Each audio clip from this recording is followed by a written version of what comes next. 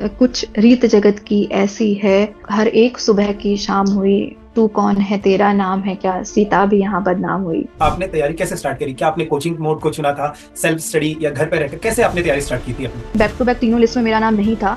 तो उस टाइम पे मैं सच बताऊं, मुझे समझ नहीं आया मैं क्या करूं। तो जो मैंने पहली जो गलती करी थी तैयारी के दौरान, मैंने पहली गलती यही करी थी। आजकल रिसोर्सेज मिलना बहुत बड़ी बात नहीं रह गई है। आप घर पे बैठ के सेल्फ स्टडी से भी अपनी तैयारी शुरू कर सकते हैं। तो हम प्रीलिम्स से स्टार्ट करेंगे। बुक लिस्ट अगर आप बता पाए, Uttarakhand GS including every subject. तो मेरे हिसाब से जो आपको पहला फोकस करना चाहिए वो आपका एप्टीट्यूड और रीजनिंग पर करना चाहिए। घर पर बैठकर मेंस के आंसर राइटिंग कैसे इंप्रूव करें और कैसे उस आंसर्स को इवेल्युएट करें और कैसे बेटर हम सिलेक्शन ले पाए, ऐसे आंसर हम लिख पाए। पहले जो स्टार्टिंग में आप आंसर लिखोगे तो वो बहुत बुरे आंसर होंगे, तो उससे घबराना नहीं है कि यार ये मेरा इतना बुरा आंसर आ रहा है या बहुत टाइम हो गया है, आपको इनकी शादी करा देनी चाहिए, क्योंकि लोग तो शादी के बाद भी एग्जाम निकाल रहे हैं। तो उसके लिए यह है कि आपको खुद स्टैंड लेना पड़ेगा अपने लिए। इसके अलावा आपने ऐसे की जो शुरुआत है, कोशिश कीजिए किसी कोट से कीजिए, या फिर कोई एक शॉर्ट स्टोरी है उससे कीजिए। मैंने जो अपने ऐसे की शुरुआत की थी, एक शॉर्ट स्टोरी से करी थी। उसके साथ साथ ही मैंने क्या किया था, जो कंक्लूजन था, कंक्लूजन में एक पहाड़ी सॉन्ग है, मैंने वो पहाड़ी गीत के बोल उसमें लिखे हुए थे विद मीनिंग। कैसा माहौल रहता है जब आप इंटरव्यू पैनल में गए थे? कैसा बोर्ड था? कैसा वहां पर एक एटमॉस्फेयर रहता है, एनवायरनमेंट कैसा रहता है? तो एक दौर ऐसा था, मैंने उनको उस दौर की याद दिलाई कि एक दौर ऐसा था जब लोग अपनी संस्कृति को छोड़ रहे थे। लोगों को पहाड़ी बोलने में शर्म आती थी, लोगों को पहाड़ी कल्चर को फॉलो करने में शर्म आती थी, वो कहीं ना कहीं हिंदी बोलना ज्यादा प्रेफर करते थे। तो मैंने उनको बताया कि कहीं ना कहीं आज जो रील्स वायरल हो रही हैं, लोग पहाड़ी बोलना प्रेफर करते हैं, तो कहीं ना कहीं लोग क्या वापस अपनी संस्कृति से जुड़ रहे हैं, अपने कल्चर को फॉलो कर रहे हैं। तो ये कुछ पॉजिटिव एस्पेक्ट मैंने उनको सोशल मीडिया के गिनाए थे। 3-4 साल आपके लिए बहुत होते हैं किसी भी एग्जाम का बेस प्रिपेयर करने के लिए, किसी भी एग्जाम को क्रैक करने के लिए। बट अगर आप उस 3 साल में भी एक एग्जाम क्रैक नहीं कर पा रहे हो, तो एटलीस्ट आपको आपके पास एक प्लान बी होना चाहिए। माई टॉक शो के बारे में अगर मैं अपने व्यूज शेयर करूं, तो बहुत अच्छा एक प्लेटफॉर्म है जो टॉपर्स की जो बातें हैं, उनकी जो गलतियां हैं, उनके जो अचीवमेंट्स हैं, उनकी जो स्ट्रेटेजी है, वो आपके साथ शेयर कर रहे हैं। तो इसके माध्यम से क्या हो रहा है, कहीं ना कहीं आप जो उनकी गलतियों से भी आप सीख रहे हैं, जो उन्होंने गलतियां की आपको वो रिपीट नहीं करनी है, जो उन्होंने रिसोर्सेज फॉलो किया आप उन रिसोर्सेज को फॉलो कर सकते हैं। नमस्कार, मेरा नाम है मुकुल और आप देख रहे हैं माई टॉक शो। दोस्तों, माई टॉक शो के टॉपर्स पॉडकास्ट में एक और टॉपर आज हमारे साथ जुड़ चुके हैं। तो बहुत बेसब्री से आपको इंतजार था। रिसेंटली यूकेपीएससी ने लोअर पीसीएस 2024 और 5 का नोटिफिकेशन जारी किया है, जिसमें लोअर पीसीएस की बहुत सारी पोस्ट हैं। तो हमने आप लोगों से पूछा था आप किस टॉपर का इंटरव्यू देखना चाहेंगे, तो आप लोगों की डिमांड थी कि लोअर पीसीएस में सिलेक्टेड कैंडिडेट्स को बुलाया जाए। स्पेशली जो फीमेल कैंडिडेट्स हैं, हमारे जो फीमेल व्यूअर्स हैं या एस्पिरेंट्स हैं, उन्होंने डिमांड की थी किसी मैम को बुलाया जाए जो ऑलरेडी सिलेक्टेड हैं।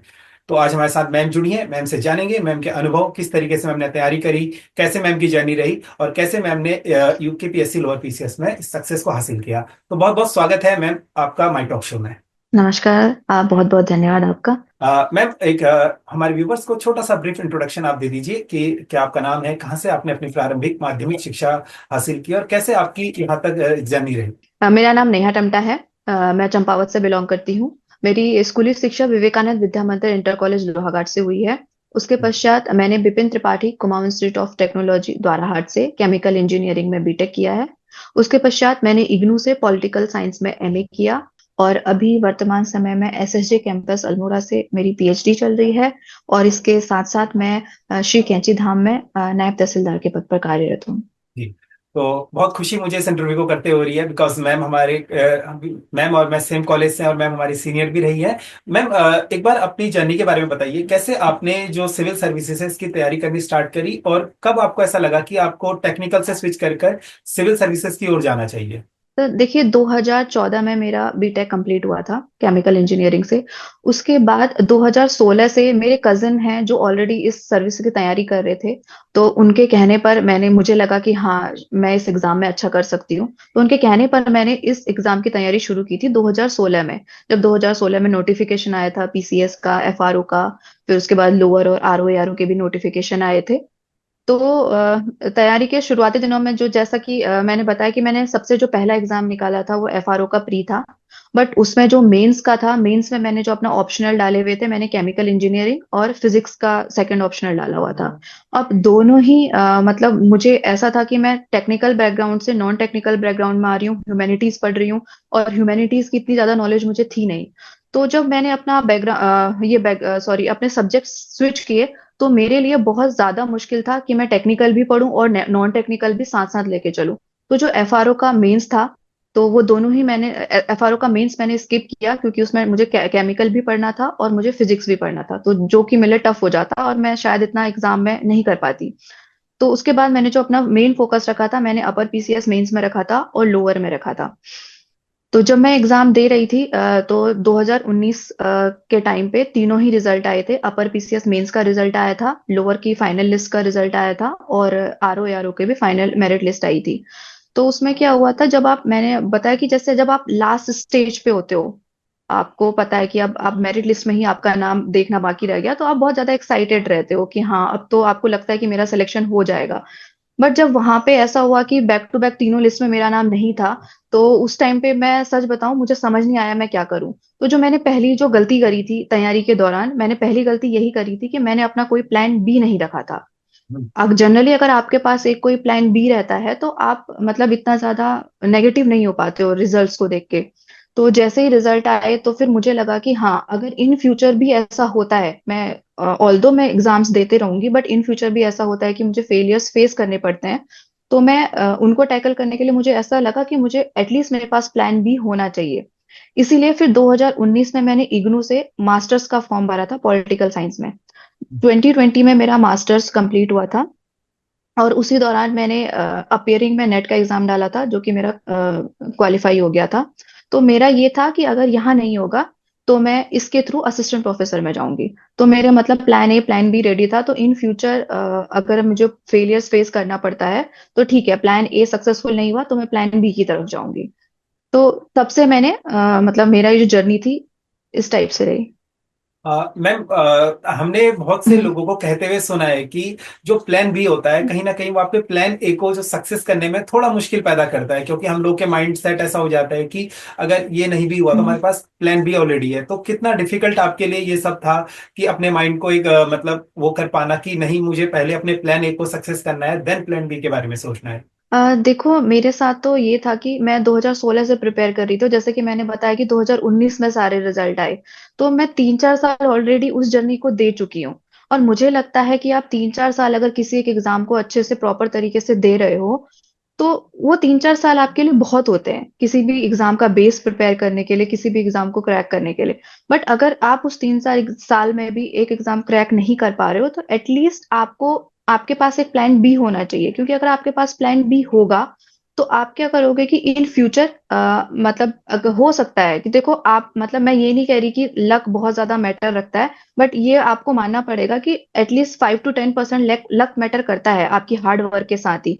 अगर लक, हो सकता है कि जैसे एग्जाम टाइम में आपका स्वास्थ्य खराब हो जाए या किसी कारण आप अच्छा परफॉर्म नहीं कर पाए, तो कहीं ना कहीं आपके बैक माइंड में ये रहेगा कि चलो ठीक है, अगर मैं ये नहीं कर पा रही हूँ तो साइड बाय साइड में एक ऑप्शन और तो क्रिएट कर रही हूँ। तो उससे क्या होगा कि जनरली लोग, क्या होता है कि फेलियर्स देखने के बाद डिप्रेशन में चले जाना, बहुत जी। नेगेटिव थिंकिंग सोचना, तो ये सब हो जाता है। तो इस चीज को अवॉइड करने के लिए मुझे लगता है कि प्लान बी होना बहुत जरूरी है। जी मैम, सबसे पहले जो हमारे व्यूवर्स का एक क्वेश्चन रहता है कि उनको ये जानने में बड़ी उत्सुकता रहती है कि आपने तैयारी कैसे स्टार्ट करी। क्या आपने कोचिंग मोड को चुना था, सेल्फ स्टडी, या घर पे रहकर कैसे आपने तैयारी स्टार्ट की थी अपनी? जी, जैसे कि मैंने आपको बताया कि मैं टेक्निकल बैकग्राउंड से ह्यूमैनिटीज बैकग्राउंड में शिफ्ट कर रही थी, तो मेरे लिए तो सारे सब्जेक्ट नहीं थे। तो मैंने जी। सबसे पहले एक कोचिंग संस्थान में एक फाउंडेशन कोर्स ज्वाइन किया था, जी। ताकि मुझे एटलीस्ट इन सब्जेक्ट्स की बेसिक अंडरस्टैंडिंग हो जाए। तो जी। उसके लिए जो भी कोचिंग में पढ़ाया जाता था मैं उसके नोट्स प्रिपेयर करती थी। और इसके साथ साथ जैसे अपने mock test time to time आप देते रहते थे, कोचिंग के भी मॉक टेस्ट मैं देती रहती थी। इसके अलावा और कहीं से अगर मुझे ऑनलाइन रिसोर्सेज के मुझे मॉक टेस्ट मिल जाते थे तो मैं उसे भी देती थी। तो जी। इस तरह से मैंने अपनी जर्नी की शुरुआत करी। बट जैसा कि आजकल आप देख रहे हो, नेट में ऑलरेडी बहुत सारे रिसोर्सेज अवेलेबल हैं, यूट्यूब में जी। बहुत सारे यूट्यूब चैनल बहुत अच्छा पढ़ा रहे हैं। इसके अलावा जैसे चैट जीपीटी से भी आजकल आप पढ़ सकते हैं, एआई का बहुत अच्छा सदुपयोग आप कर सकते हैं। तो आजकल रिसोर्सेज मिलना बहुत बड़ी बात नहीं रह गई है, आप घर पे बैठ के सेल्फ स्टडी से भी अपनी तैयारी शुरू कर सकते हैं। बट ये रहेगा कि आप उन रिसोर्सेज में, एक क्या है ना, हमारे पास रिसोर्सेज की बाढ़ है आजकल इंटरनेट के रूप में। और तो उस चीज में हमें बहना नहीं है। जी। हमें अपने जैसे आप अपने टॉपर्स के इंटरव्यू देख लो, अगर उन्होंने कुछ बुक्स सजेस्ट किए हैं तो उन पर्टिकुलर बुक्स को आप रख लो। जी। किसी कोचिंग संस्थान के ऑलरेडी जो उन्होंने बुकलेट्स बनाई रहती हैं, आप उनको प्रेफर कर लो, जो भी आपको सही लग रहा है आप उसको फॉलो करो। इसके अलावा टाइम टू टाइम आप मॉक टेस्ट देते रहो। जी मैम, अब आपने बताया था 2019 तक आपकी जर्नी हो चुकी है, देन उसके बाद आपने अपना माइंड सेट, जो आपने ऑल्टरनेट ऑप्शन जो आपका बी ऑप्शन है, बी प्लान है, आपने उस पर वर्क करना शुरू करा। बट जब फॉर्म 2021 से आना स्टार्ट हुए, lower upper FRO and all सब दोबारा एग्जाम होते हैं CF के, तो वहां से आपने कैसे अपनी जो मिस्टेक्स थी उनसे आपने मतलब उनको सही किया, और कैसे आपने अपनी प्रिपरेशन वहां से दोबारा स्टार्ट करी, और कैसे आपका यहाँ तक सफर जो वर्तमान में आप कैची धाम में नायब तहसीलदार के पद पर हैं, तो यहाँ तक कैसे पहुंचे आप? जैसा कि आपने बहुत अच्छा क्वेश्चन पूछा कि मेरी मिस्टेक्स क्या कह रही, जी। क्योंकि मैंने देखा है कि अभी तक काफी टॉपर्स के इंटरव्यू हो चुके हैं और ऑलरेडी वो काफी रिसोर्सेज शेयर कर चुके हैं जो मेरे ख्याल से काफी ज्यादा हेल्पफुल हैं। बट मैंने जो फेलियर्स फेयर किए उसके लिए मैंने जो जो मिस्टेक्स की वो शेयर करना मुझे लगता है ज्यादा इंपॉर्टेंट है। तो जो सबसे पहले मैंने गलती करी थी, मैंने बिना किसी रिसर्च के अपनी तैयारी स्टार्ट कर दी थी कि नॉर्मली GS की बुक्स मिल रही हैं तो पढ़ना शुरू कर दो, ऑनलाइन कुछ रिसोर्सेज मिल रहे हैं तो वहां से पढ़ना शुरू कर दो। तो मेरे ख्याल से अगर किसी भी एग्जाम की आप तैयारी कर रहे हो तो पहला जो आपको चीज करना चाहिए ये कि आप एक हफ्ता कम से कम आप सिर्फ रिसर्च में लगाइए। आप टॉपर्स के इंटरव्यूज देख लीजिए, आप देख लीजिए कि उस पर्टिकुलर एग्जाम के लिए आपको क्या क्या स्ट्रेटेजी रखनी चाहिए। आप टॉपर्स की अगर कॉपीज हैं तो आप वो देख लीजिए, आप अपनी प्री की स्ट्रेटेजी बना लीजिए, आप प्री का एग्जाम कैसे क्रैक करेंगे। उसके बाद आप अपने माइंड सेट में एक चीज बना के रखिए कि अगर इस एग्जाम को मैं दे रहा हूं तो पहला तो इस एग्जाम को देने में कितना टाइम फ्रेम लगेगा, उसमें मेरे लिए क्या क्या मुश्किलें आ सकती हैं, क्या उन मुश्किलों का सामना करने के लिए मैं रेडी हूं। आप उसके लिए अपने आप को मेंटली प्रिपेयर रखिए। और ये सब दूसरे पहली गलती मैंने बता दी कि आपको अपने रिसर्च अपना अच्छे से कर लेना चाहिए। दूसरी गलती मेरी ये थी कि मेरा कोई प्लान बी नहीं था, जिसके बारे में ऑलरेडी मैं बात कर चुकी हूँ। आप अपना प्लान बी तैयार करके जरूर रखिए। तीसरा ये है कि आप बहुत सारे रिसोर्सेज को फॉलो मत कीजिए।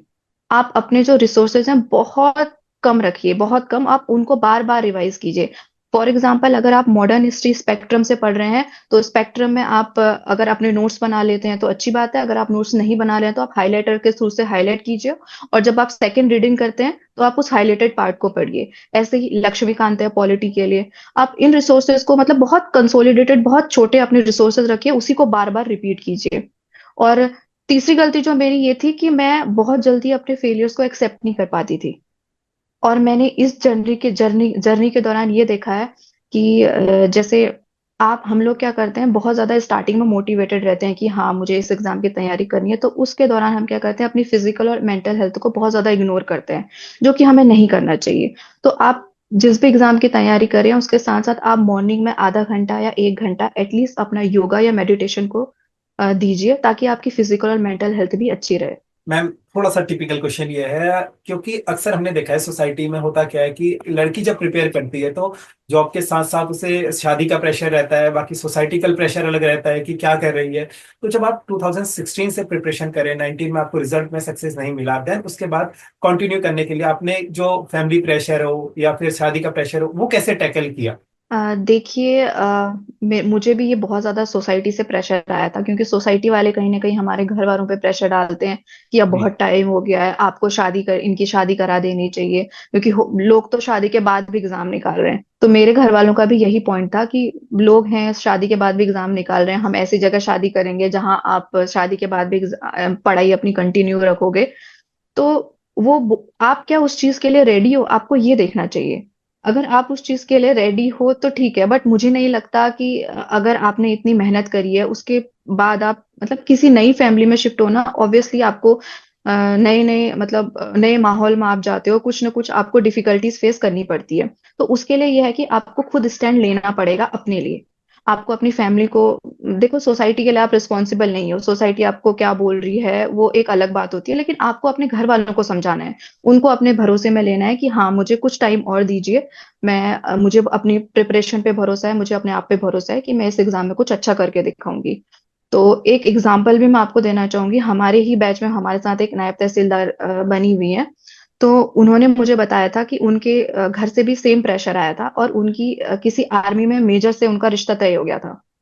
तो एक आर्मी में मेजर एक बहुत अच्छी पोस्ट है, तो कहीं ना जी। कहीं उनके घर वाले शादी के लिए रेडी थे। तो लेकिन उन्होंने लास्ट मोमेंट पे अपने फादर के पास वो गई, उन्होंने अपने फादर को कन्विंस किया कि पापा मैं पहले जॉब करना चाहती हूँ, अपने पैरों पे खड़ा होना चाहती हूँ। उसके बाद मैं शादी के बारे में सोचूंगी। तो उनके पापा ने उनकी बात को सुनी और उनकी शादी को कैंसिल किया, और आज देखो वो खुद नायब तहसीलदार बन चुकी हैं। जी। तो यही होता है मैम, इसीलिए मैं मेरा क्वेश्चन पूछने का मतलब यह था, क्योंकि जो हमारी बहुत सारी फीमेल एस्पिरेंट्स होती हैं वो हमें लगातार पूछते रहती हैं कि सर शादी का प्रेशर है, इतना कम टाइम है, कैसे होगा, कि मैम लोग से ये जरूर पूछेगा कि कैसे मोटिवेटेड रहे।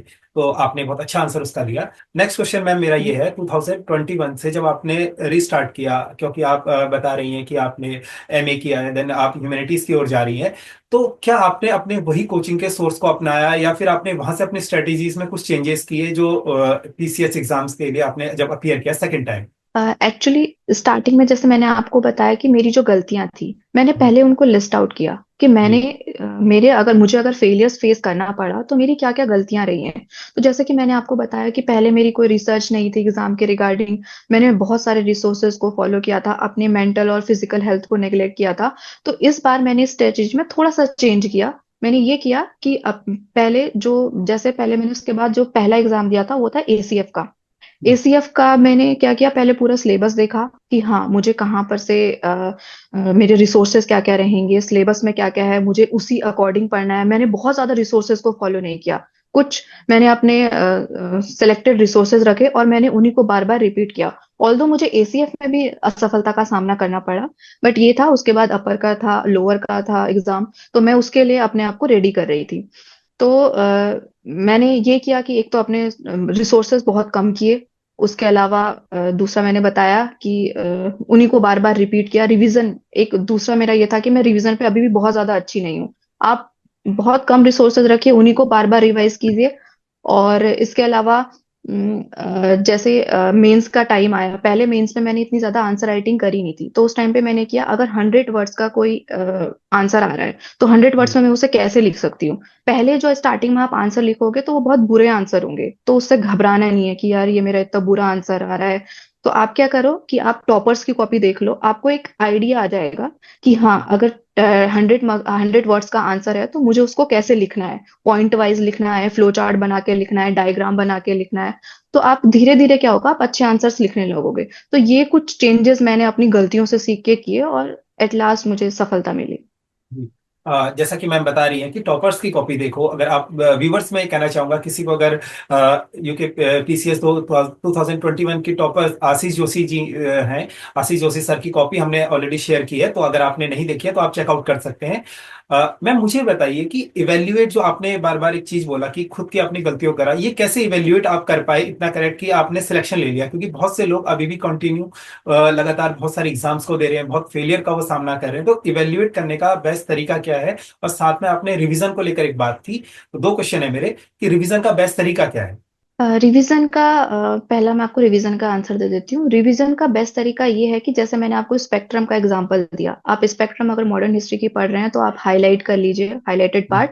आप फिर जब सेकंड रीडिंग कर रहे हो तो सेकंड रीडिंग में आप सिर्फ उस हाईलाइटेड पार्ट को पढ़ो, फिर थर्ड रीडिंग में आप देखो कि कुछ बीच में छूट तो नहीं गया है। तो इस तरीके से आप रिवीजन कर सकते हो। इसके अलावा आप दूसरा तरीका ये भी अपना सकते हो कि आप अपने बहुत शॉर्ट नोट्स तैयार कर सकते हो। जैसे प्री की अगर मैं बात करूं, प्री में आपको बहुत फैक्चुअल क्वेश्चंस आते हैं उत्तराखंड में।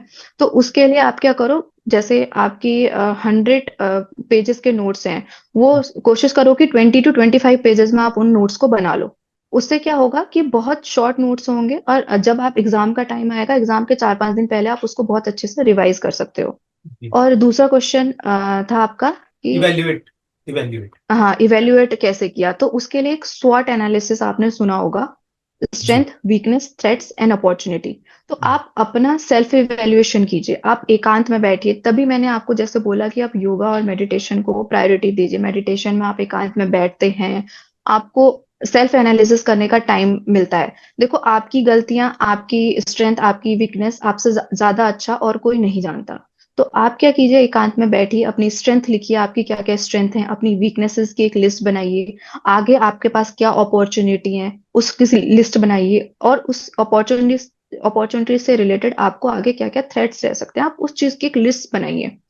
उसके बाद आप देखिए आपकी जो स्ट्रेंथ है आप उसको और ज्यादा स्ट्रॉन्ग कीजिए, वीकनेसेस पे काम कीजिए, उसको कम करने का प्रयास कीजिए। तो इस तरीके से स्वॉट एनालिसिस के थ्रू आप अपना सेल्फ इवेल्युएशन कर सकते हैं। और इसके अ, अलावा मैंने ये किया था कि जैसे मेरी जैसे लोअर में सिलेक्शन नहीं हुआ था, अपर में सिलेक्शन नहीं हुआ था, आरओ में नहीं हुआ था, तो मैंने लोअर की अपनी कॉपियां मंगाई थी। तो उन कॉपियों में मुझे पर्सनली अपनी काफी गलतियां दिख गई कि हाँ, मुझे अगर इस क्वेश्चन में नंबर कम मिले हैं तो क्यों मिले हैं, इस क्वेश्चन में नंबर नहीं मिले हैं तो क्यों मिले हैं। तो वो भी एक इवेल्यूशन का अच्छा तरीका है। जी मैम, जैसा कि मैं देख पा रहा था, हमने पोस्टर आपका रिलीज किया था आप आने वाली, तो बहुत सारे व्यूअर्स का एक क्वेश्चन था कि घर पर बैठकर मेंस की आंसर राइटिंग कैसे इंप्रूव करें और कैसे उस आंसर्स को इवेल्युएट करें और कैसे बेटर हम सिलेक्शन ले पाए, ऐसे आंसर हम लिख पाए। देखिए, पहले तो जैसे आपने अगर सिलेबस अच्छे से देख लिया तो उसके अकॉर्डिंग आपको पता होना चाहिए कि एक लोअर की अगर मैं पर्टिकुलरली बात करूं, लोअर में 100 वर्ड्स के ही क्वेश्चंस आते हैं जीएस में। तो 100 वर्ड्स में आपको इंट्रोडक्शन भी लिखना है, कंक्लूजन भी लिखना है, और बॉडी पार्ट आपको पॉइंट वाइज लिखना है। तो इसको लिखने के लिए पहले तो अगर आपने रिसोर्सेज अच्छे से पढ़े हुए हैं तो आपके उस टाइम पे इतने ज्यादा आपके पास डेटा होगा कि आपको समझ नहीं आएगा कि मैं इस पर्टिकुलर क्वेश्चन को 100 वर्ड्स में कैसे आंसर करूं। तो जी आप मैम। अपनी जब प्रैक्टिस करेंगे, पहले आप कुछ मत कीजिए, जो भी क्वेश्चन आया हुआ है उसको नॉर्मली आप आंसर लिख दीजिए। आप ये मत सोचिए कि मैंने कितने वर्ड्स लिखे हैं, वर्ड्स कम है या वर्ड्स ज्यादा है। आप नॉर्मली जब स्टार्ट करते हैं तो आप नॉर्मली आंसर लिख लीजिए। फिर आप ये देख लीजिए कि वो आंसर क्या जो हमें पूछा गया है क्वेश्चन में, कभी कभी हम ये होता है कि जो क्वेश्चन में पूछा जाता है उससे भटक के कुछ और आंसर कर देते हैं। मतलब जो पर्टिकुलर क्वेश्चन उसमें पूछा गया है उसका हम आंसर नहीं करते हैं। तो आप वो देखिए कि आपने पर्टिकुलर जो पूछा गया है वही आंसर किया है या कुछ और आंसर किया है। उसके बाद आप क्या कीजिए, जो मैंने आपको बोला कि जैसे आपने बोला आशीष जोशी जी की जो कॉपियां हैं वो ऑनलाइन अवेलेबल हैं। आप टॉपर्स की कॉपी देख लीजिए, अपने आंसर और उनके आंसर्स को मैच कर लीजिए कि हाँ, आपको उसमें काफी कमियां नजर आ जाएंगी कि अच्छा मुझे ये कमी है। तो उन कमियों को धीरे धीरे अवॉइड कीजिए। और जैसे ये रहता है कि आपने कोई एक चैप्टर किया, जैसे फॉर एग्जांपल आपने पॉलिटी में मेकिंग ऑफ इंडियन कॉन्स्टिट्यूशन एक चैप्टर है, आपने वो पढ़ लिया। तो आप क्या कीजिए, आप उस चैप्टर से रिलेटेड अगर प्रीवियस ईयर में कोई क्वेश्चन आया हुआ है तो उसको देखिए, पहले आप उसको खुद आंसर कर लीजिए। उसके बाद आप देखिए कि इसका बेस्ट आंसर क्या हो सकता है। अगर आपके नोन में कोई ऐसे लोग हैं, अगर किसी ने कोचिंग सेंटर ज्वाइन किया तो वो अपने कोचिंग सेंटर में उस आंसर को चेक करा सकते हैं। या आपके नोन में आपके कोई बड़े भाई ऐसे लोग हैं तो उनसे भी आप अपने आंसर्स चेक करा सकते हैं। तो ये इवेल्युएशन का सही तरीका है। मैम एक बहुत अच्छा आपने लास्ट में जवाब दिया कि आपके नोन में कोई है। तो अक्सर हम लोग देखते हैं कि कोचिंग सेंटर्स में क्या होता है या फिर जब हम बाहर निकलते हैं तैयारी करने, तो एनवायरनमेंट हम लोग ऐसा बना लेते हैं अपना कि जहाँ पर बहुत सारे लोग प्रिपरेशन कर रहे होते हैं। बहुत से लोग उसका फायदा भी उठाते हैं और बहुत से लोग वहीं पर भटक जाते हैं। तो इसके ऊपर अगर आप कुछ बता पाए कि एनवायरनमेंट को कैसा रखें, कितना लिमिटेड रखें और कैसे उसका फायदा उठाया जाए। देखिए, मैं जब तैयारी करती थी तो मैं लाइब्रेरी जाया करती थी। मैं सुबह 9 बजे से रात के 6-7 बजे तक लाइब्रेरी में बैठती थी।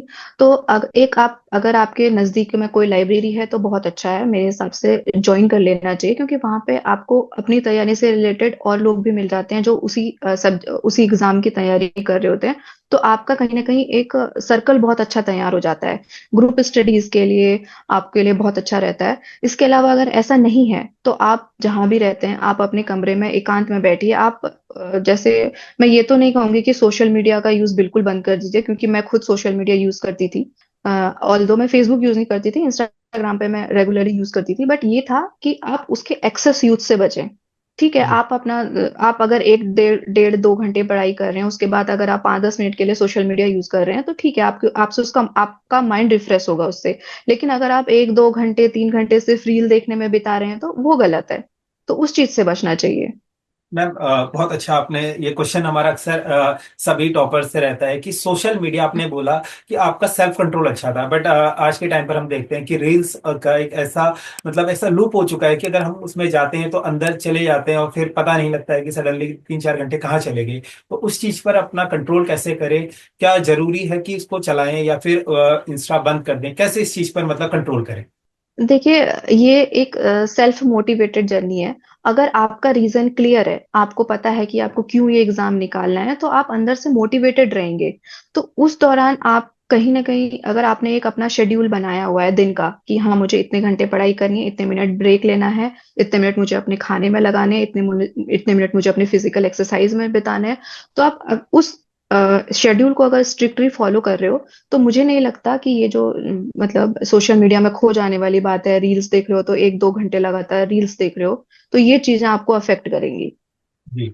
मैम अब क्वेश्चंस पर आते हैं। बहुत सारे व्यूवर्स हैं हमारे ऑलरेडी, जैसा कि आपने भी बताया कि बहुत सारे टॉपर्स बुक लिस्ट बता चुके हैं, बट हमारी कोशिश ये रहती है कि जो एस्पिरेंट्स हैं, मैक्सिमम एस्पिरेंट्स घर पर बैठकर तैयारी कर रहे हैं, क्योंकि अब इंटरव्यूज का ऐसा दौर चल चुका है कि बहुत सारे लोग, आप जैसे टॉपर्स बहुत सारे आकर अपना जो एक्सपीरियंस है वो शेयर कर रहे हैं, तो बहुत ज्यादा मोटिवेटेड लोग फील करते हैं। तो कोई एस्पिरेंट्स घर से तैयारी कर रहा है, तो हम स्टार्ट करेंगे प्रीलिम्स से। कि आप जो आपने अगर अभी रिसेंटली सिलेबस देखा हो यूकेपीएससी का, प्रीलिम्स का तो सेम है, 150 नंबर्स का, 100 जीएस प्लस 50 रीजनिंग।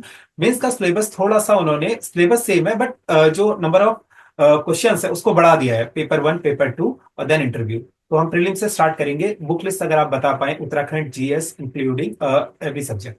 देखिए, प्रीलिम्स में जैसा आपने बोला 150 मार्क्स का एग्जाम है। उसमें से 50 मार्क्स तो प्योरली एप्टीट्यूड और रीजनिंग के हैं। तो मेरे हिसाब से जो आपको पहला फोकस करना चाहिए वो आपका एप्टीट्यूड और रीजनिंग पर करना चाहिए। एप्टीट्यूड और रीजनिंग के लिए आप मेड इजी की एक बुक आती है, आप उसे फॉलो कर सकते हो। इसके अलावा नहीं तो आप आजकल ऑनलाइन यूट्यूब क्लासेस बहुत हैं, आप उनसे एप्टीट्यूड और रीजनिंग की तैयारी कर सकते हैं। आप उसको प्रैक्टिस कीजिए, डेली प्रैक्टिस कीजिए, क्योंकि 50 मार्क्स में से आपका टारगेट ये रहना चाहिए कि एटलीस्ट आप 40 प्लस उसमें स्कोर कर पाए। At least 40 plus. 45 प्लस जा रहे हैं तो वो तो बहुत अच्छा है। इसके अलावा जो आपका सेकंड प्रेफरेंस रहनी चाहिए मेरे हिसाब से, वो रहनी चाहिए उत्तराखंड पे। जी। उत्तराखंड के लिए आप परीक्षा वाणी देख सकते हैं। इसके अलावा इंग्लिश मीडियम में विंसर की एक ईयर बुक आती है, आप उसे फॉलो कर सकते हैं। इसके अलावा उत्तराखंड के करंट अफेयर्स, उसके लिए मैं जो मंथली मैगजीन देखा करती थी, एक उत्तराखंड समसामयिकी नाम से एक मैगजीन आती है। जी। उत्तराखंड के करंट अफेयर्स के लिए मैं उसे फॉलो करती थी। इसके अलावा कुछ चैनल्स हैं, जैसे जीके ट्रैकर चैनल है। ये चैनल से भी मैं प्रीलिम्स की तैयारी मैंने करी है उत्तराखंड के। जी। इसके अलावा उत्तराखंड की बात होगी, फिर करंट अफेयर्स के लिए आप प्रतियोगिता दर्पण देख सकते हैं। इसके अलावा अगर आप उसको फॉलो नहीं करना है तो आप नॉर्मली कोई भी, अगर आपको मैगजीन अच्छी लग रही है तो आप उसे फॉलो कर सकते हो, या फिर जो कोचिंग संस्थान वाले हैं वो भी आजकल मंथली मैगजीन निकालते हैं, आप उसे जी। फॉलो कर सकते हो। आप अपनी स्ट्रेटेजी खुद बनाइए, जो रिसोर्स आपको अच्छा लग रहा है आप उसे फॉलो कीजिए। उसके अलावा करंट अफेयर्स के बाद आप फिर जीएस पोर्शन में आइए। तो जीएस पोर्शन में भी मुझे लगता है जो आप इजीली कवर कर लेंगे वो है इंडियन पॉलिटी। इंडियन पॉलिटी के लिए एम लक्ष्मीकांत है, एम लक्ष्मीकांत से आप पढ़ सकते हैं। उसके बाद हिस्ट्री में एंशियंट और मिडिवल के लिए एंशियंट के लिए आर एस शर्मा है, और मिडिवल के लिए सतीश चंद्रा है। अगर आप ये बुक फॉलो कर रहे हैं, अगर आपको मतलब ये बुक्स अच्छी लग रही हैं तो ठीक है, अदरवाइज आप क्या कर सकते हैं, एंशियंट और मिडिवल के लिए मैंने जो रिसोर्स अपनाए थे, मैंने किसी कोचिंग संस्थान के जो ऑलरेडी लिस्टेड नोट्स थे, उनने जो बुकलेट निकाली हुई थी, मैंने उससे पढ़ा था। मॉडर्न मैंने पढ़ी थी स्पेक्ट्रम से। इसके अलावा इकोनॉमिक्स के लिए आप रमेश सिंह की बुक को फॉलो कर सकते हैं, जी। और एनवायरमेंट के लिए शंकर आईएएस की बुक है। जी। मैम उत्तराखंड के लिए आपने एक बात की, काफी टॉपर्स हमारे बता चुके हैं इकोनॉमिक सर्वे और जो सरकारी आंकड़े होते हैं उस चीज को कैसे लिस्ट आउट किया जाए और कैसे उस चीज को पढ़ा जाए, मतलब इसका अगर आप कुछ सोर्स बता पाए तो। इकोनॉमिक सर्वे जो आप तो ये कीजिए, जो भी मतलब डॉक्यूमेंट निकलता है गवर्नमेंट डॉक्यूमेंट, आप उसी के थ्रू अगर अपने नोट्स बनाए तो सही है। अदरवाइज आजकल तो काफी जो कोचिंग सेंटर्स हैं, उसके जो इंपॉर्टेंट इंपॉर्टेंट पॉइंट है उसकी वीडियो बना के भी डाल देते हैं, और उसके नोट्स भी निकाल देते हैं। आपको जो सुटेबल लग रहा है आप उसे फॉलो कीजिए। अ, और इसके अलावा उसको जैसे जैसे इकोनॉमिक सर्वे और बजट की आपने बात की, जी। ये आपके ना आंसर राइटिंग में बहुत ज्यादा हेल्प करते हैं। प्री में तो चलो फैक्चुअली क्वेश्चन आएंगे कि अगर जी। इकोनॉमिक सर्वे में किसी योजना की बात की है तो उस योजना के बारे में कुछ पूछ लेंगे, लेकिन आप उसको अपने ऐसे राइटिंग में और अपने आंसर्स में डाल के अच्छे मार्क्स गेन कर सकते हैं। जी मैम, प्रीलिम्स का आपने कंप्लीटली बता दिया मैम। इसके अलावा बहुत सारे व्यूवर्स हैं हमारे, क्योंकि इससे पहले लोग बता चुके हैं, जैसे आप आए, आपने सोर्स बताया, बहुत सारे टॉपर आए उन्होंने सोर्स बताया। तो इस चीज को कोई व्यूवर अगर देख रहा है तो कैसे इस चीज को एक ग्रैब करे और कैसे अपनी स्ट्रेटेजी बना पाए, अगर आप इस पर आंसर दे पाए तो फिर हम मेंस की ओर जाएंगे। ओके, जैसे अभी काफी टॉपर्स ने ऑलरेडी कई चैनल्स के नाम बताए होंगे, कई बुक्स के नाम बताए होंगे। देखो, कुछ बुक्स के नाम बहुत कॉमन होते हैं, जैसे पॉलिटी में मोस्ट ऑफ द टॉपर्स ने, जहां तक मुझे लगता है, एम लक्ष्मीकांत का ही नाम बोला होगा। जी तो मैम। जी। आप उस एम लक्ष्मीकांत को तो श्योर समझ लो कि हाँ, हमें इससे प्रिपेयर करना ही करना है पॉलिटी के लिए। बाकी जैसे मैंने बोला कि आप कोचिंग संस्थान के नोट्स देख सकते हो, कुछ जैसे एंशियंट और मिडिवल हिस्ट्री के लिए। अगर आपको सुटेबल लग रहा है तो ठीक है, नहीं तो आप एक बार स्टार्टिंग में जब आप प्रिपरेशन तैयार करते हो, एक दो चैप्टर आप कोचिंग संस्थान के नोट्स देख लीजिए, और एक दो चैप्टर आप क्या कीजिए, बुक से देख लीजिए सेम। तो आपको कंपैरिजन करने के लिए हो जाएगा कि आप कम टाइम में किससे ज्यादा अच्छी तैयारी कर रहे हैं। तो आप उस जी चीज को फॉलो कीजिए जो आपके लिए सूटेबल है। क्योंकि जी एक बार मैं यूपीएससी का इंटरव्यू देख रही थी, तो यूपीएससी में जबकि ये बात बोली जाती है कि द हिंदू के आपको डेली 1 से 1.5 घंटा पढ़ना ही पढ़ना है, बट मैंने कुछ टॉपर्स ऐसे भी देखे हैं जिन्होंने द हिंदू कभी पढ़ा ही नहीं। जी तो वो वही है कि जो स्ट्रेटेजी आपको सूटेबल लग रही है, आपके लिए सूटेबल है, आप उसको फॉलो कीजिए। जी। मैम, दूसरी चीज मैं आपसे ये पूछना चाहूंगा, बहुत सारे टॉपर्स ने ये बताया कि दृष्टि की क्विक बुक होती है, अगर आप उसका सेट ले लें, हिस्ट्री, ज्योग्राफी, पॉलिटी, इकोनॉमी, तो क्या ये सुटेबल है? क्योंकि व्यूवर्स क्या होता है, विपिन चंद्रा, स्पेक्ट्रम, थोड़ा सा डायनामिक ये चीजें रहती हैं, तो एकदम ग्रैप नहीं कर पाता है कोई भी स्टूडेंट। अगर दृष्टि की बुक अगर कोई ले, पर्टिकुलर सब्जेक्ट की क्विक बुक, तो क्या वो सफिशियंट है प्रीलिम और मेंस के लिए? लोअर पीसीएस स्पेशली हम यहाँ पर बात कर रहे हैं उसकी। देखिए, सफिशिएंट तो है, बट मुझे ऐसा लगता है कि आपकी जो कॉन्सेप्चुअल अंडरस्टैंडिंग है, उसे क्लियर करने के लिए आपको उस सब्जेक्ट की एक पर्टिकुलर बुक को फॉलो कर लेना चाहिए। जैसे पॉलिटी के लिए दृष्टि वालों ने भी नोट्स बनाए होंगे, अच्छे ही नोट्स बनाए होंगे जो उन्होंने बुकलेट निकाली है। बट उसी जगह पे आप अगर लक्ष्मीकांत को फॉलो करते हो, तो मुझे लगता है कि आपकी कॉन्सेप्चुअल अंडरस्टैंडिंग काफी क्लियर हो जाती है, जो कि ज्यादा जरूरी है, क्योंकि जब आप मेंस में आंसर लिखते हो, तो उस टाइम पे आपके कॉन्सेप्ट क्लियर होने बहुत ज्यादा जरूरी है। मैम, मेंस की अगर हम बात करें, कोई स्टूडेंट अगर प्रीलिम्स क्लियर हो गया तो मेंस का अच्छा खासा एक सफिशिएंट टाइम मिल जाता है, तो वहां मेंस की आंसर राइटिंग कैसे करें? क्योंकि आपके टाइम पे सिलेबस जो था, थोड़ा मेंस का 300 नंबर का था, हिंदी आपकी टोटल 200 नंबर की थी, और जीएस 200 नंबर का था, और 50 नंबर का इंटरव्यू था। इस बार हमने देखा है कि हिंदी 100 की कर दी है, ऐसे 100 नंबर का कर दिया है, और जीएस 1 और 2 200 के दोनों सेपरेट कर दिए हैं, तो टोटल 675 नंबर का इंटरव्यू किया है। तो हम बात करते हैं हिंदी से, हिंदी के मेंस की कैसे तैयारी की जाए? हिंदी में देखो, सबसे जो उसमें बड़ा पार्ट रहता है वो ऐसे का रहता है। तो आपका ऐसे में जो आपको चीज देखनी चाहिए कि वो आपकी भाषा शैली कैसी है। जी भाषा शैली के साथ साथ उससे पहले भी अगर मैं जाऊं, तो पहले आप टॉपिक्स की बात कर लें। 5-6 जो टॉपिक्स आते हैं उनमें से आपको किसी एक टॉपिक पे इंटरव्यू, सॉरी, एक ऐसे लिखना होता है। तो उसमें क्या है कि टॉपिक जनरल हैं, जैसे एक करंट अफेयर्स का टॉपिक होगा, सिलेबस में आपका लिखा हुआ है, इसलिए मैं कह रही हूँ कि सिलेबस को आपको बहुत ज्यादा इंपॉर्टेंस देनी है, सिलेबस को आपको पहले अच्छे से गो थ्रू कर लीजिए। तो स्टार्टिंग में एक टॉपिक दिया होगा आपका करंट अफेयर्स पे, एक टॉपिक आपको पता है एनवायरनमेंट से रिलेटेड होगा, और एक टॉपिक कहीं ना कहीं जो महिलाओं से रिलेटेड भी टॉपिक उत्तराखंड के एसेज में देखने को मिलते हैं। तो ये कुछ टॉपिक्स हैं जो उसमें लिखे हुए हैं, एक साहित्य से रिलेटेड टॉपिक उसमें लिखा हुआ होगा। तो जी आप क्या कीजिए, आप सैंपल ऐसे अपने लिख के तैयार कर लीजिए। फॉर एग्जाम्पल, मैंने एनवायरनमेंट में कुछ अपने डेटास तैयार कर लिए, और प्रीवियस ईयर से मैंने कोई एक टॉपिक निकाल के उस टॉपिक में मैं कैसे अपना ऐसे लिख सकती हूँ, अब मेरी भाषा शैली क्या होगी, उसको लिख के मैंने एक ऐसे तैयार कर लिया। अब इससे क्या होगा कि जैसे जो 4 टॉपिक मैंने बोले, करंट अफेयर्स, साहित्य, महिलाओं पे एक टॉपिक आ जाता है, और एक टॉपिक आ जाता है आपका एनवायरनमेंट पे। अब जी अगर एग्जाम में कोई भी टॉपिक आएगा, तो जो आपने 4 टॉपिक तैयार किए हैं, जी इसी के आगे पीछे आएगा, तो आप डेटा को उसमें लिख सकते हैं, अपने डेटा को। इसके अलावा अपने ऐसे की जो शुरुआत है, कोशिश कीजिए किसी कोट से कीजिए, या फिर कोई एक शॉर्ट स्टोरी है उससे कीजिए। मैंने जो अपने ऐसे की शुरुआत की थी, एक शॉर्ट स्टोरी से करी थी। उसके साथ साथ ही मैंने क्या किया था, जो कंक्लूजन था, कंक्लूजन में एक पहाड़ी सॉन्ग है, मैंने वो पहाड़ी गीत के बोल उसमें लिखे हुए थे विद मीनिंग, की इसका ये मीनिंग है। मैम, अगर आप तो रिकॉल कर ये पाए छोटे तो, सॉरी टू इंटरप्ट यू, अगर कौन सा गाना आपने लिखा था? ये हेमंत पांडे जी का एक गाना है, अभी मैं बहुत अच्छे से रिकॉल तो नहीं कर पा रही हूँ।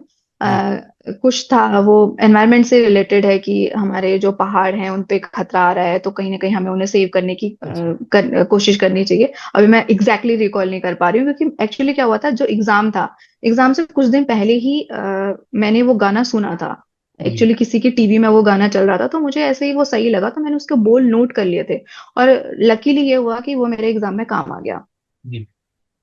फिर मैम, सॉरी आपको इंटरप्ट किया, आप आगे बताइए। जी हाँ, तो मैं ऐसे का बता रही थी कि जैसे मैंने आपको बताया, और उस टाइम पे एक आप ना इंटेलिजेंट गेस भी कर सकते हो। जैसे उस टाइम पे हमारा लोअर का मेंस होने वाला था, उस टाइम पे ना यूसीसी जो था, यूनिफॉर्म हम्म, सिविल कोड, वो बहुत ज्यादा चर्चा में था। और मैं जी उस टाइम पे कोचिंग में पढ़ा भी रही थी, तो मैंने अपने स्टूडेंट को बोला भी था कि आप यूनिफॉर्म सिविल कोड्स पे एक अपना ऐसे तैयार करके रख लीजिए। और वही एग्जाम में आया भी था। तो जी जिसने वो तैयार किया होगा, एक इंटेलिजेंट गेस रहता है कि हाँ ये करंट का टॉपिक चल रहा है तो ये टॉपिक आ सकता है। तो ऐसा नहीं है कि ऐसे बहुत ही अलग आ जाता है। लोगों को रहता है ना कि ऐसे की तो तैयारी होती ही नहीं है। आई एम जी। सॉरी, बट ऐसे की भी तैयारी होती है। इस तरीके से आप मतलब एक सुटेबल तरीके से आप उसको ऐसे को तैयार कर सकते हैं। मैम अब ये तो ऐसे वाला पोर्शन आपने बता दिया। हिंदी में जो हमारे आपने देखा है कि लेटर राइटिंग आते हैं और फिर ट्रांसलेशन आता है या फिर जो छोटे शब्द आते हैं, उस चीज को कैसे प्रिपेयर किया जाए? हिंदी में लेटर राइटिंग के लिए एक आदित्य पब्लिकेशन प्रयागराज की एक बुक आती है। जी। तो उन्होंने सारे लेटर जैसे सरकारी, अर्ध सरकारी, विज्ञप्ति, टिप्पणी कैसे लिखा जाता है, इनकी परिभाषाएं क्या होती हैं, इनके गुण क्या होते हैं, वो सब उन्होंने बहुत अच्छे से लिखा हुआ है। आप उनको देख सकते हैं। इसके अलावा जैसे मैंने बोला, किसी कोचिंग संस्थान में अगर कोई अपनी बुकलेट निकाली है या वहां पढ़ा रहे हैं तो आप उनके नोट्स फॉलो कर सकते हैं। तो लेटर राइटिंग कहीं ना कहीं क्योंकि आपका करियर का पार्ट बनने वाला है। जैसे अभी हम जॉब में आए हैं तो हमें कई लेटर्स बनाने पड़ते हैं, भेजने पड़ते हैं। तो उसमें आपको लेटर राइटिंग्स अच्छे से सीख लेनी चाहिए। जी। मैम अब बात करते हैं मेंस की। जो हमारे जीएस का मेंस है, जब पहले से उत्तराखंड तो लिमिटेड है, मतलब बहुत सिलेबस बहुत ज्यादा था हमारे पास, लेकिन नंबर ऑफ क्वेश्चंस बहुत कम आते थे।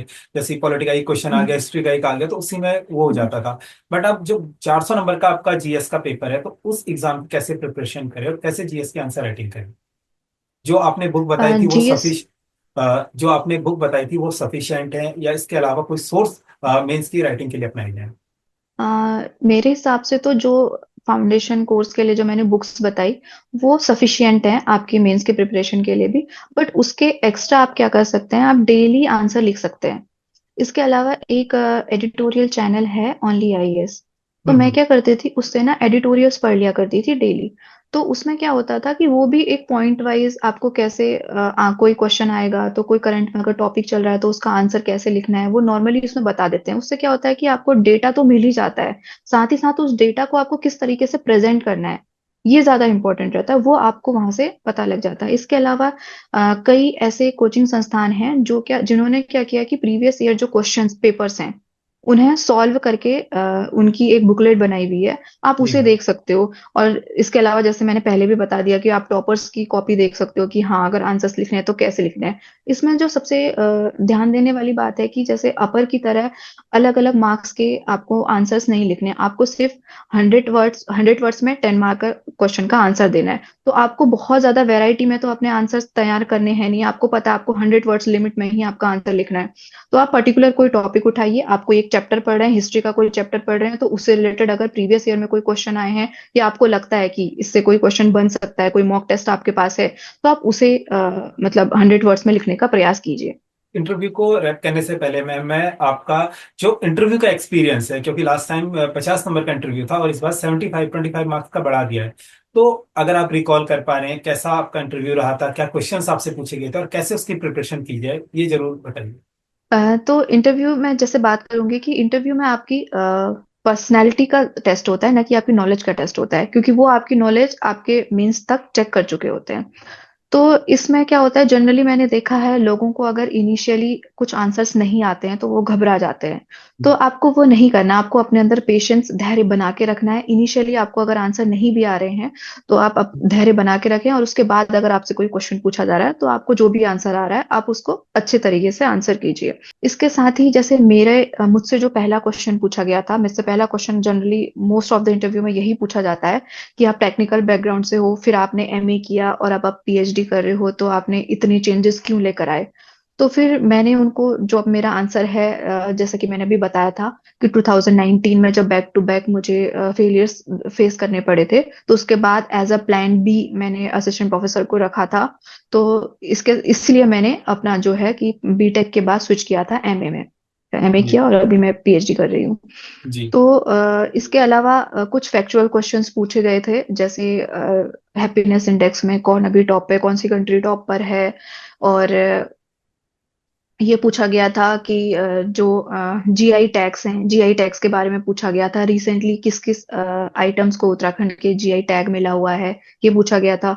उसमें मैंने एक रिंगाल का जिक्र किया था, तो फिर रिंगाल के यूसेज पूछे हुए थे कि रिंगाल का कहाँ यूज है, आप कैसे उसको मतलब फर्नीचर के अलावा और कहाँ कहाँ आप उसे यूज कर सकते हो।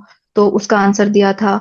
और इसके अलावा कुछ फैक्चुअल क्वेश्चन पूछे गए थे, जैसे पहले तो ये क्वेश्चन पूछा गया था कि आपकी प्रायोरिटीज क्या क्या हैं। तो आप जो भी अपनी प्रायोरिटी भरोगे एग्जाम में, जैसे मेरी पहली प्रायोरिटी नायब तहसीलदार थी, फिर एक्साइज इंस्पेक्टर, तो इस टाइप से आपको अपनी जो प्रायोरिटी है वो याद रखना कि आपने क्या प्रायोरिटी रखी है, वो आपसे पूछी जाएंगी। फिर आपसे मुझसे जनरली उन्हें, जब मैंने पहली प्रायोरिटी अपनी नायब तहसीलदार बताई, तो मुझे पहला क्वेश्चन ये पूछा कि नायब तहसीलदार के कर्तव्य क्या होते हैं, आप उन्हें बताइए, नायब तहसीलदार की क्या क्या ड्यूटीज होती हैं। मैंने उन्हें बताया जो जो मुझे पता थी। और इसके अलावा मुझसे एक और क्वेश्चन पूछा गया था कि जो हमारे युवा हैं, युवाओं के लिए आप अगर किसी क्षेत्र में जाओगे तो आपको क्या लगता है कि कौन सी स्कीम होनी चाहिए, युवाओं को आप कैसे जो मेन स्ट्रीम से जोड़ सकते हो, और जो उनका एक प्रोडक्टिव ईयर्स होते हैं, उनको प्रोडक्टिव ईयर्स को कैसे हम देश के काम में ला सकते हैं। तो ये सब क्वेश्चंस मुझसे पूछे गए थे। और इसके साथ ही जैसे मैंने कुछ क्वेश्चंस, मैंने आप बताया कि आपको वो ना नेगेटिव करने की भी कोशिश करते हैं, कि हाँ वो जानबूझकर किसी को पार्ट का नेगेटिव एस्पेक्ट आपको दिखाते हैं, ये देखने के लिए कि क्या आप उसमें कुछ पॉजिटिविटी खोज पाते हैं या नहीं खोज पाते हैं।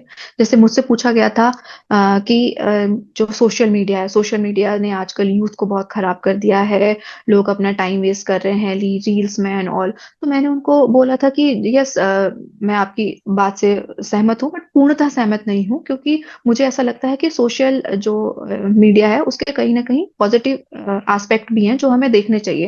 जैसे फॉर एग्जांपल मैंने कीवी पॉल है, आई गेस मैं नाम सही बोल रही हूँ, यस जो मैम, टीम अफ्रीकन पॉल। जी। अफ्रीकन वो आर्टिस्ट कंटेंट हैं। क्रिएटर है। तो वो भी, यस, अफ्रीकन कंटेंट क्रिएटर हैं। तो कहीं ना कहीं उन्होंने भी एक पहाड़ी सॉन्ग पे एक वीडियो बना के डाला था। तो एक दौर ऐसा था, मैंने उनको उस दौर की याद दिलाई कि एक दौर ऐसा था जब लोग अपनी संस्कृति को छोड़ रहे थे, लोगों को पहाड़ी बोलने में शर्म आती थी, लोगों को पहाड़ी कल्चर को फॉलो करने में शर्म आती थी, वो कहीं ना कहीं हिंदी बोलना ज्यादा प्रेफर करते थे। तो मैंने उनको बताया कि कहीं ना कहीं आज जो रील्स वायरल हो रही हैं, लोग पहाड़ी बोलना प्रेफर करते हैं। एक पवन पहाड़ी करके आपने एक चैनल देखा जी। होगा। लोग तो जो वो पहाड़ी में बात करते हैं, उनका जो पहाड़ी एक्सेंट लेता है, लोगों को बहुत क्यूट लगता है। तो कहीं ना कहीं लोग क्या वापस अपनी संस्कृति से जुड़ रहे हैं, अपने कल्चर को फॉलो कर रहे हैं। तो ये कुछ पॉजिटिव एस्पेक्ट मैंने उनको सोशल मीडिया के गिनाए थे। जी।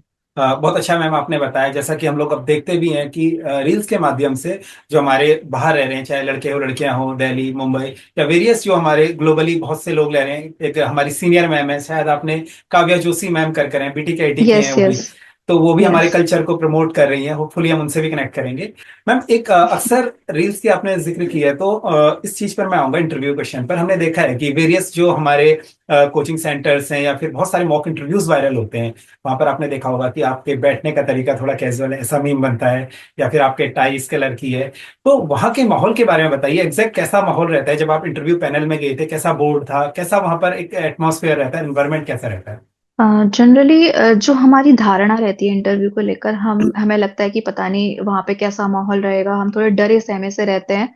लेकिन वहां पे जब आप जाएंगे इंटरव्यू देने, तो वो आपको एक बहुत फ्रेंडली एनवायरनमेंट प्रोवाइड करने की कोशिश करते हैं। आपको पहले बहुत लाइट फील कराया जाता है, आपसे पूछा जाता है आप बैठिए, आप ठीक फील कर रहे हैं। इनफैक्ट अगर उनको लगता है कि आप थोड़े डरे सहमे से हैं, तो वो आप पूछते हैं कि आप ठीक हो, ऐसा कुछ नहीं है, नॉर्मल इंटरव्यू है, आप आराम से बैठिए, ऐसे कोई घबराने वाली बात नहीं है। तो ये सब मतलब तरीके से आपको ना बहुत लाइट फील कराया जाता है। तो इस मामले में तो मुझे नहीं लगता कि हमें एक गलत धारणा बनानी चाहिए कि इंटरव्यू होगा तो न जाने कैसा माहौल होगा। बाकी आपका कॉन्फिडेंस वहां पे झलकना चाहिए। आप एक कॉन्फिडेंट लगेंगे, अगर कॉन्फिडेंट कैंडिडेट की तरह वहां पे बैठे रहेंगे, तो जनरली क्या होगा कि अगर आपके अंदर कॉन्फिडेंस रहता है तो आपके कोई भी क्वेश्चन आए तो आप उनको टैकल अच्छे से करते हैं। लेकिन अगर आपका कॉन्फिडेंस डाउन होने लगता है, तो आपके पास जो क्वेश्चन के आंसर आप बहुत अच्छे दे सकते थे, आप वो भी गलत दे देते हैं। तो इस चीज को अवॉइड करना चाहिए। जी। और मैम एक व्यूअर्स का फेवरेट क्वेश्चन ये रहता है कि वर्तमान में आप श्री कैची धाम जो है बाबा नीम करोली का स्थान है, और वहां पर आप नायब तहसीलदार के पद पर कार्यरत हैं। तो लाखों श्रद्धालु दुनिया भर से वहां पर आ रहे हैं। तो कैसा जॉब प्रोफाइल है एनटी का? जो व्यूअर्स जो तैयारी कर रहे हैं, एस्पिरेंट्स है अपकमिंग, तो उनको आप ये बताइए कि एनटी का जॉब प्रोफाइलिंग कितना चैलेंजिंग है? एनटी का जो जॉब प्रोफाइल है अपने आप में एक चैलेंजिंग जॉब है, बट उसके साथ साथ ये है कि एक आपको डाइवर्स ऑप्शन देता है। जैसे अभी नायब तहसीलदार का जो मेन काम रहता है, हम रिवेन्यू ऑफिसर रहते हैं, राजस्व से संबंधित हमारे काम रहते हैं। जैसे लैंड रिकॉर्ड को मैनेज करना, भूमि के हस्तांतरण के मामले हैं उनको देखना, और इसके साथ साथ एडमिनिस्ट्रेशन में काम रहता है हमारा कि जो भी स्कीम्स चली आ रही हैं जो शासन ने अप्लाई करी हैं तो हम उसको ग्राउंड लेवल पे इम्प्लीमेंट करते हैं। इसके अलावा जनता की कोई कंप्लेंट्स हैं, उनकी कोई मांग है, उनको स्थानीय प्रशासन तक हम पहुंचाते हैं। तो जो नायब तहसीलदार होता है वो एक ब्रिज की तरह काम करता है जनता के बीच में और हमारा जो स्थानीय स्वशासन है उसके बीच में। और इसके अलावा जैसे आपने बात करी कुछ एक मजिस्ट्रेट की मैं बात करूंगी कि हमें एक मजिस्ट्रेटी पावर भी होती है जनरली जब आप तहसीलदार बन जाते हो। जैसे हमारे जो पुराना बैच था, तो वो जब स्टार्टिंग में अपनी ट्रेनिंग पूरी करके आए थे, क्योंकि सीट्स काफी खाली रहती हैं, तो उन्हें आते ही नायब तहसीलदार सॉरी तहसीलदार का प्रभार मिल गया था। हमारे बैच के साथ अभी ऐसा नहीं हुआ है, उन्हें थोड़ा टाइम लगेगा। लेकिन आफ्टर 6 मंथ आपको मजिस्ट्रेटी पावर मिलने लग जाती है, तो आपको कोर्ट वर्क भी करना पड़ता है। तो उसमें जैसे बीएनएसएस है, ये कौन सी धाराएं को लोगों को जजमेंट देना है, तो आप उसमें क्या होता है काफी गरीब लोग भी आते हैं जिनको काफी टाइम से जस्टिस नहीं मिला रहता है। तो उस टाइम जब आपको उनको जस्टिस दिलाते हो तो एक आपको अंदर से एक अच्छी फीलिंग आती है कि हाँ मैंने एक अच्छा काम किया है। इसके साथ ही जैसे आपने पूछा था कि कैंची धाम में अभी ज्यादा टूरिस्ट इन्फ्लक्स बहुत ज्यादा हो गया है, तो बीते कुछ टाइम से टूरिस्ट इन्फ्लक्स ज्यादा है, तो उसके लिए अभी भवाली सैनिटोरियम से राती घाट तक एक बाईपास रोड बन रही है, जिसमें अभी 5-6 किलोमीटर का काम और बचा हुआ है। वो बन जाएगी तो आई थिंक जो वहां पे ट्रैफिक का इश्यूज हो रहा है वो थोड़े कम हो जाएंगे। और इसके अलावा वहां पे अभी पटवारियों के एक रोस्टर बना रखे हैं हमने। जनरली जो नॉर्मल वीआईपीज आते हैं प्रोटोकॉल से रिलेटेड नहीं रहती हैं, तो उसमें एक पटवारी वहां पे रहता है और एक होमगार्ड वहां पे रहता है। वो लोग वीआईपी को दर्शन कराते हैं। इसके अलावा अगर कोई प्रोटोकॉल से संबंधित ऑफिसर आते हैं तो उसमें एक मजिस्ट्रेट को वहां पे जाना जरूरी होता है। तो इस तरीके से हम चीजों को मैनेज करते हैं। जी। मैम एक बहुत थोड़ा एक पर्सनल क्वेश्चन है, क्योंकि बहुत सारे एस्पिरेंट्स आपने देखे हैं जब लाइब्रेरी में पढ़ते हैं या फिर अभी वो तैयारी कर रहे हैं, आपका वीडियो देख रहे हैं, कुछ अब शुरू करेंगे। तो जब हम ड्रीम करते हैं कि यार मैं इस एग्जाम की तैयारी कर रहा हूँ और उसके बाद जब मैं एग्जाम क्लियर कर लूंगा, जैसे आप हैं वर्तमान में, आप एग्जीक्यूटिव मजिस्ट्रेट पद पर हैं और नायब तहसीलदार में आपको गाड़ी मिली है, तो एक हम ड्रीम करते हैं गाड़ी मिलेगी, गाड़ी में घूमेंगे, एक होता है एक रेवेन्यू की जब गाड़ी चलती है तो कैसी फीलिंग वो रहती है और कैसा माहौल आपके रिश्तेदारों में होता है उसके लेकर। बहुत अच्छा क्वेश्चन आपने पूछा कि कैसी फीलिंग रहती है। तो डेफिनेटली आप बहुत अच्छा फील करते हो, क्योंकि जब आप उस गाड़ी में बैठते हो तो आप अपनी पुरानी जर्नी को याद करने लगते हो कि कैसे आपने किस ड्रीम के साथ ये जर्नी शुरू की थी और बीच में आपको कितने फेलियर्स देखने पड़े। और कहीं ना कहीं आपने उन सब चीजों से ओवरकम किया, एज अ पर्सन आपने ग्रो किया, और आज उन सब का रिजल्ट है कि आप एक सीट पर बैठे हो, और कहीं ना कहीं आपके घर वाले भी आप पे प्राउड फील करते हैं, सोसाइटी आप पे प्राउड फील करती है। तो डेफिनेटली बहुत अच्छा फील होता है। मैम जैसा कि आपने पूरे इंटरव्यू के दौरान हमारे व्यूअर्स ने आपको पूरे धैर्य के साथ सुना, आपका इंटरव्यू सुना, आपने अपना स्ट्रगल बताया। 2014 में आपका बीटेक हुआ, देन आपने 16 से जर्नी शुरू करी, 19 में आपने फेलियर देखे, फिर 21 में आपने जो रिस्पेक्टिव अपने जो पोस्ट है जहां पर आप सिलेक्टेड है, इस जर्नी को आपने पूरा बताया, कितना संघर्ष आपने किया। बट आपके जो नायब तहसीलदार जब आप ट्रेनिंग में गए थे तो उसके रिजल्ट को लेकर बहुत सारे मीडिया में हमने सवाल सुने थे और बहुत ज्यादा आपका रिजल्ट वायरल हुआ था कि नायब तहसीलदार है, इतने सारे एग्जाम में फेल हो चुके हैं।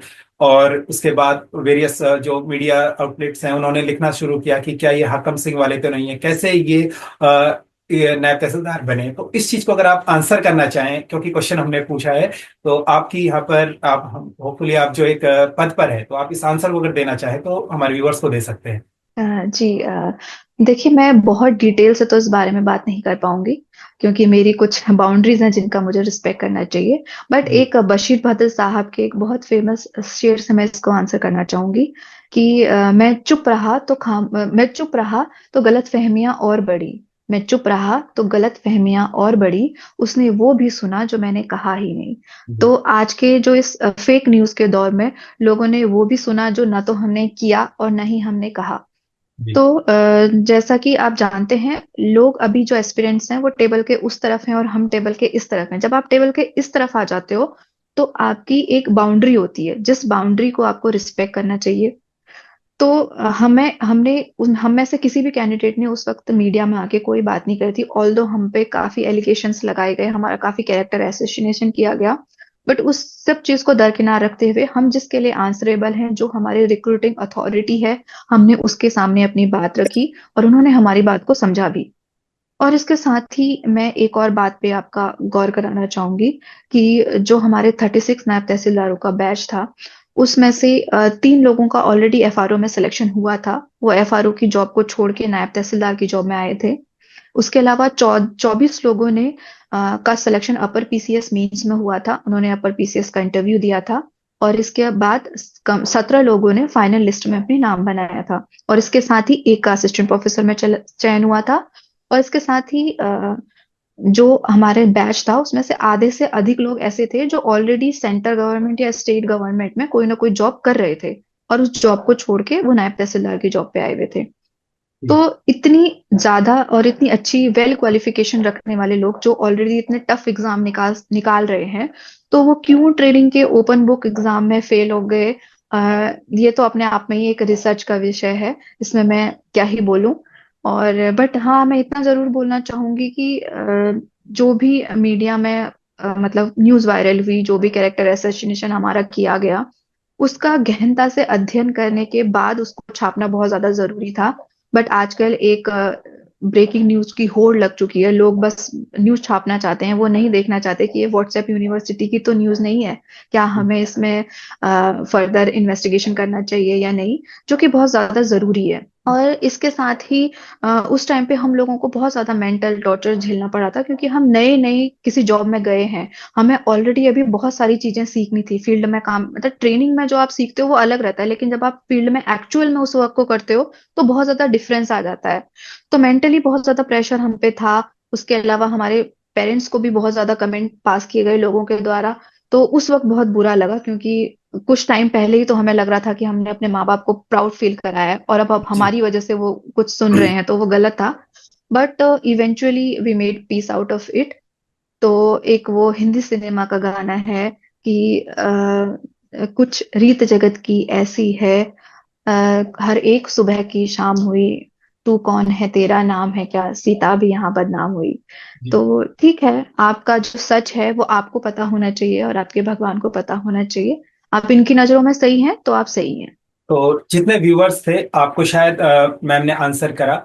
जितने लोगों ने जो हमारे नायब तहसीलदार थे लास्ट 2021 पीसीएस बैच के, तो आपने जितने भी बहुत मीडिया आउटलेट में सुना होगा कि जो टॉपर्स थे उनका रिजल्ट कैसा रहा इसको लेकर। तो माई टॉक शो के बारे में हम ऑलमोस्ट सभी जो एस्पिरेंट्स होते हैं या टॉपर्स होते हैं उनके जो व्यूज होते हैं मैटर करते हैं हमारे लिए। तो आप इस माई टॉक शो के बारे में अगर अपने व्यूज बता पाए। माई टॉक शो के बारे में अगर मैं अपने व्यूज शेयर करूं, तो बहुत अच्छा एक प्लेटफॉर्म है जो टॉपर्स की जो बातें हैं, उनकी जो गलतियां हैं, उनके जो अचीवमेंट्स हैं, उनकी जो स्ट्रेटेजी है, वो आपके साथ शेयर कर रहे हैं। तो इसके माध्यम से क्या हो रहा है, कहीं ना कहीं आप जो उनकी गलतियों से भी आप सीख रहे हैं, जो उन्होंने गलतियां की आपको वो रिपीट नहीं करनी है।